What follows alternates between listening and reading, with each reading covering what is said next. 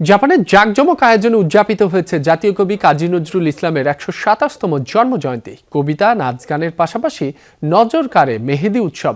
প্রবাসীদের পাশাপাশি এই আয়োজনে অংশ নেয় জাপানের স্থানীয়রাও। কর্মব্যস্ত জীবনের ক্লান্তি ভুলে আনন্দ আয়োজন ও উৎসব মুখর পরিবেশে দিনটি উপভোগ করে সবাই।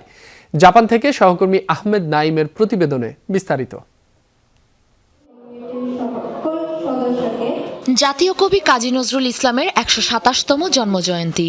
জাঁকজমক আয়োজনে বিদ্রোহী কবিকে স্মরণ করে জাপানের প্রবাসীরা।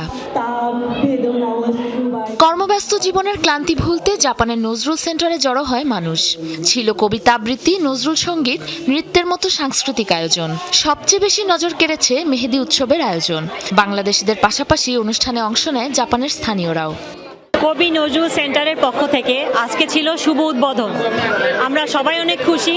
আমি নিজেও কবি নজরুল সেন্টারের একজন সদস্য। আমরা অনেক খুশি যে আমরা ঈদের আগে এত সুন্দর একটা প্রোগ্রাম পেলাম, এবং জাপান প্রবাসীদের জন্য এটা অনেক বেশি খুশির ছিল, কারণ আজকে খুবই স্পেশাল একটা প্রোগ্রাম ছিল তাদের জন্য, যেটা জাপানে সচরাচর আজ পর্যন্ত হয়নি। সেটা হচ্ছে মেহেদি সন্ধ্যা। এটা ছিল মেহেদি কর্নার। জন্মজয়ন্তী উপলক্ষে বিশেষ আলোচনায় অংশ নেন নজরুল সেন্টারের প্রধান উপদেষ্টা, জাপানে নিযুক্ত বাংলাদেশের রাষ্ট্রদূত মোহাম্মদ দাউদ আলী। আরও ছিলেন সভাপতি আহমেদ নাইম, লেখক প্রবীর বিকাশ সরকার, জাপান বিএনপির সভাপতি মীর রেজাউল করিম, উপদেষ্টা নাগামাতসু ফারুক, তফসির আহমেদ তুহিন এবং নাজিম উদ্দিন। প্রথম আয়োজন এটা কবি নজরুল সংগঠন পক্ষ থেকে অনেক সুন্দর একটা আয়োজন। খুব ভালো লাগছে, একদম ঈদ ভাইবস শুরু হয়ে গেছে। প্রথমে ভেবেছিলাম আসবো না, কিন্তু এসে মনে হচ্ছে যে আশাটা সার্থক হয়েছে। এমন অনুষ্ঠান প্রতি ঈদে হোক এবং আমাদের এই ঐতিহ্যটা বজায় থাকুক।